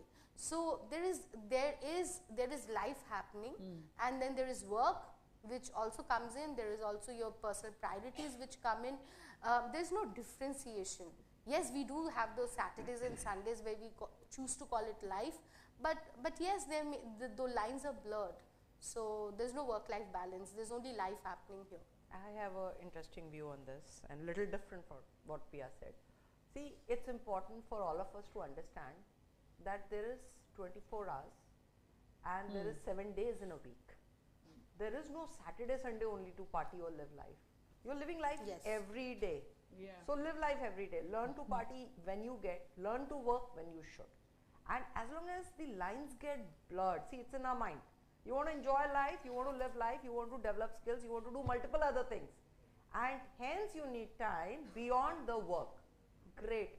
But then that you should create within that 24-hour space. So which essentially means working for organizations where you know your clear outcomes. I am expected to deliver 1, 2, 3, 4. I do that, then your time is yours. And if you're able to balance that out, that's brilliant. So one thing which media taught me, and my boss taught me here, was I used to always party on a Friday night. He taught me, no, we can party on any day. As long as you know the next day morning you hit the work space at a required time that you are required to. So I'm saying it's more of changing of mindset. And live life 24 hours, 7 days a week, 365 days, every single day. And believe me, you'll be able to balance it out. Kavita, it was not different.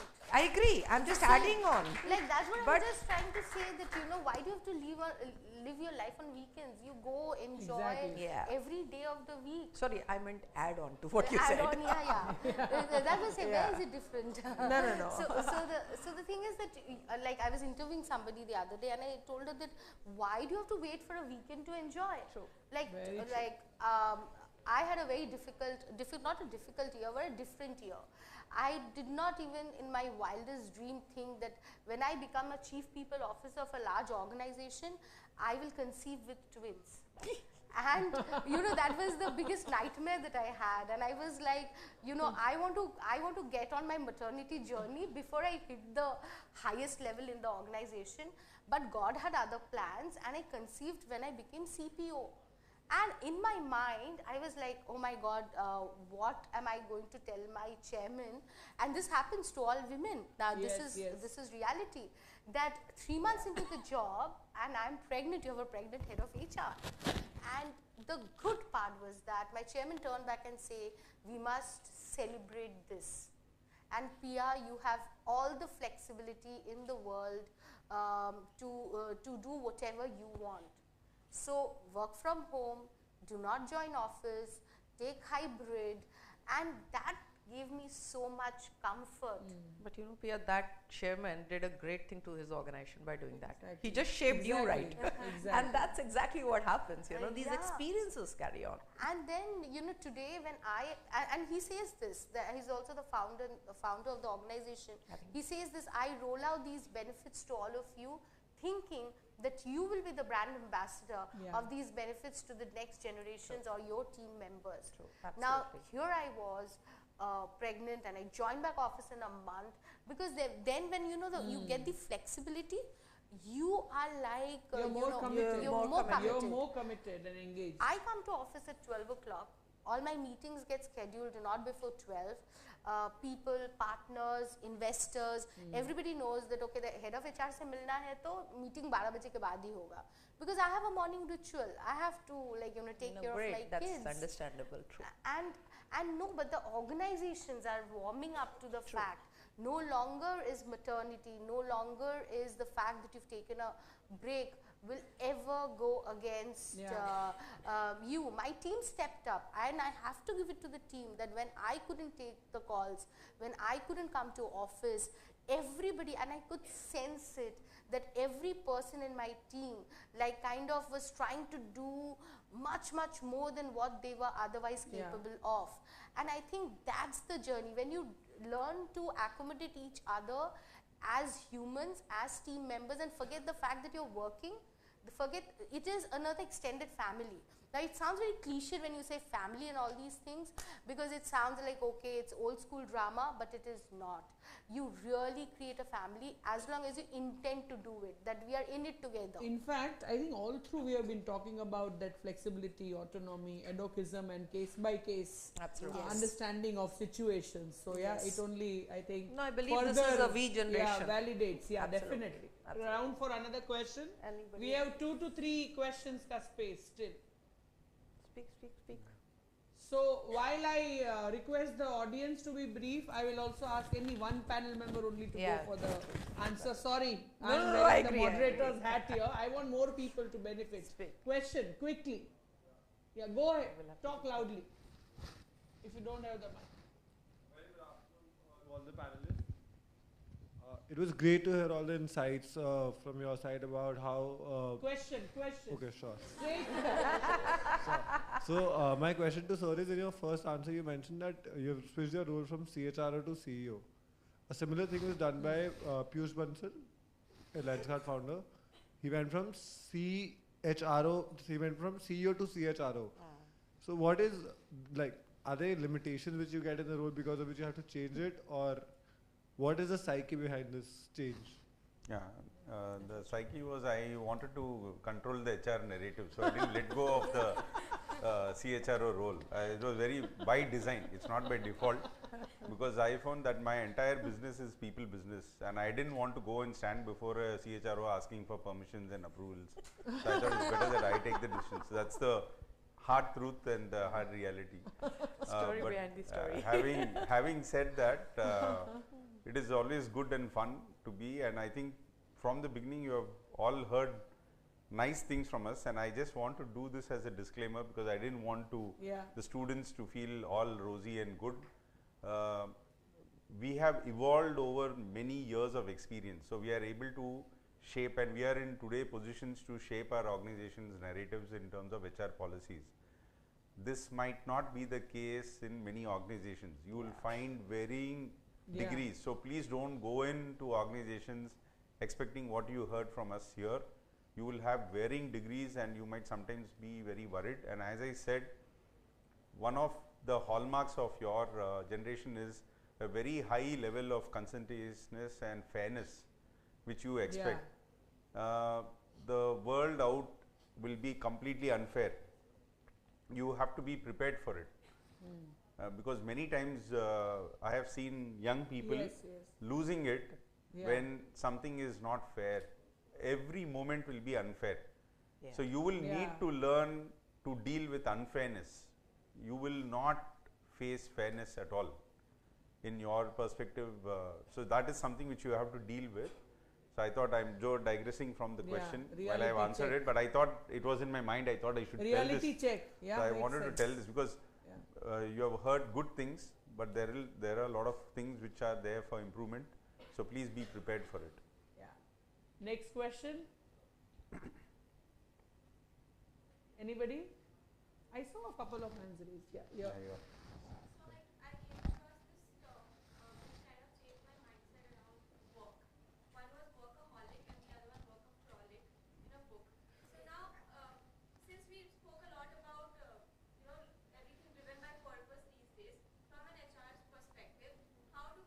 or that there is a certain mindset change or even incentivization of people towards becoming workaholics rather than workaholics?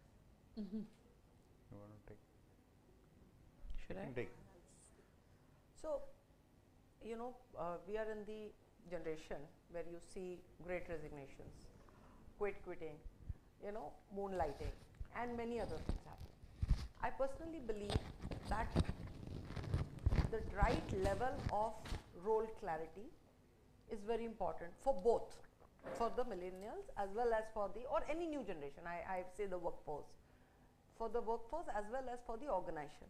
If the right expectation is not defined, there are workaholics who comes out or workaholics, because it's important at the beginning of a project, and this is something which I always say, at the beginning of a project it is important to define what is it even a janitor will do. If he doesn't clean his workstation, you will not be able to start your day on time, and so on.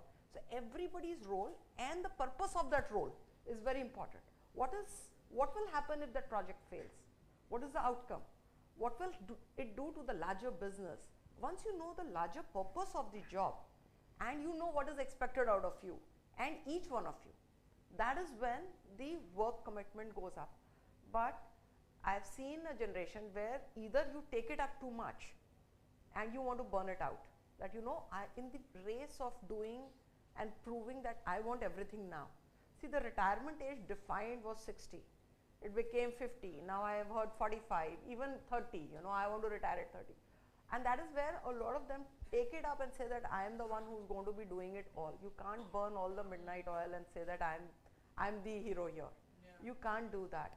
Likewise, you have a generation which will only, I mean, there are a set of people who want to work only, I need a salary and I'm doing it only for that purpose. Doesn't work. Both doesn't work. And that is where all this that we are saying about flexibility and giving the purpose comes in. I mean, I don't know if I have answered you really, but largely that is what is happening. This is my understanding of the disconnect building in, and people moving into the extremes. Also, other than what you said, also the space that you give for people to flourish. Absolutely. In alternate careers. True, true. That also, I think, adds to it. Okay, one last question, guys. One last question.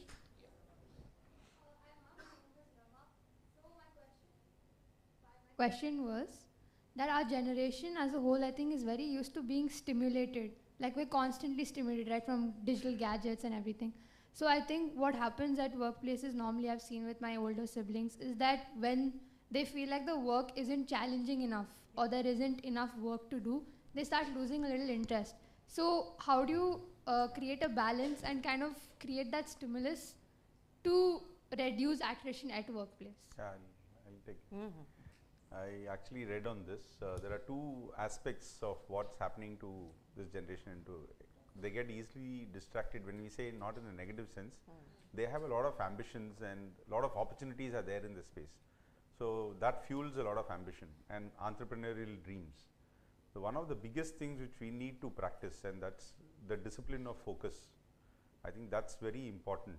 So you take a project or you do a particular issue, then you need to really focus, because we are exposed and we are educated, and because of our various experiences, we tend to rationalize a lot of our actions. So I think we should do a little less of rationalization, and then say if you're taking a project, then you focus and complete it, see to the end of it.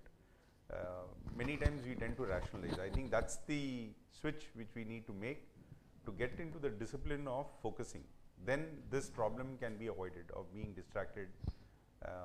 Definitely because of opportunities, there will be a lot more opportunities coming your way to do a lot of stuff. You need to be focused on choosing what's good for you. And I think a lot of communication also has to happen from the manager to the new generation to keep them on the go. Like, so for example, what's happening is that the number of communication or conversations that you have will also define that how aligned are you to the whole purpose. So purpose is not something that's written on the wall and it's like, you know, आज हमने KRA दे दिया, आपको ये काम achieve करना है, आप अपने ऊपर हो, आप ये काम खत्म करके आ जाओ. नहीं होता है. So the other thing is, like, tomorrow you will become leaders, you will have a group reporting to you. It's important to always get the group together and say, you know what, how much have we progressed, you know, how it is aligned to the larger organization outcome. I think that corollary is very important.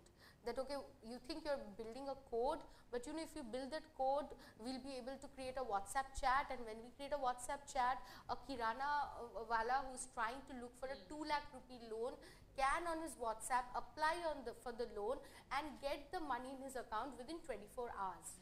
Now that alignment to the bigger picture is something that organizations will have to start doing it, and not look at work in like isolation.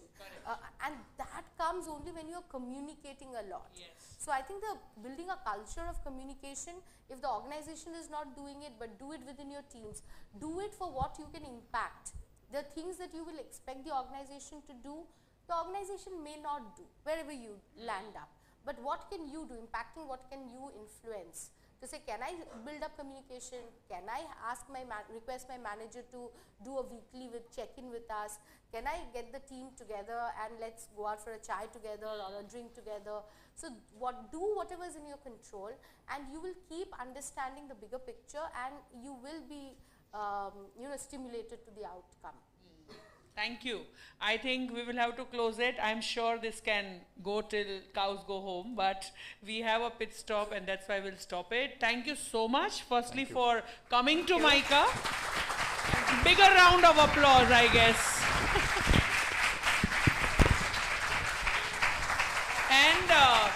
And I especially wanted to thank you for not only the framework that you brought in picture, but I think the depth of your answers was in the real life experiences that you have shared, which I'm sure is 100+ years if we combine it on the stage experience. So thank you so much. You have been a wonderful audience. Thank you. Thank you.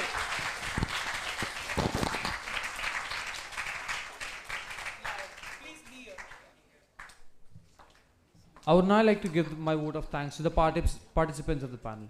It was truly an insightful discussion. I would now request Professor Falguni to give a vote of small appreciation to the panelists.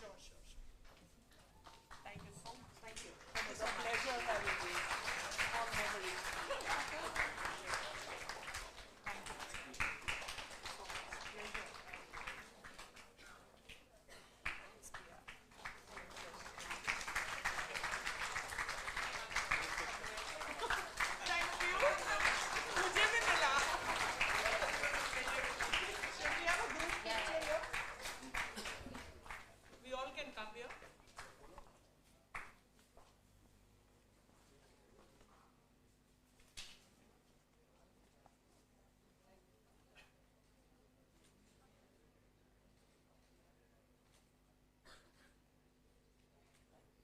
I want one for my social media. Vertical. Instagram. Yes.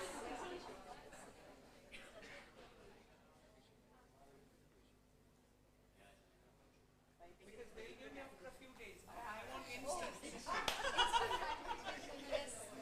Thank you.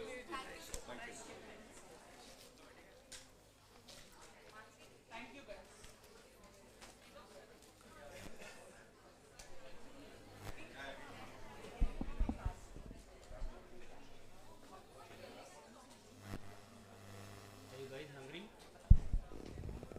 Are you guys hungry? So if you are hungry, you have a responsibility. I will not chase you after 1:45. I want you all here back by 1:45. Please. Thank you.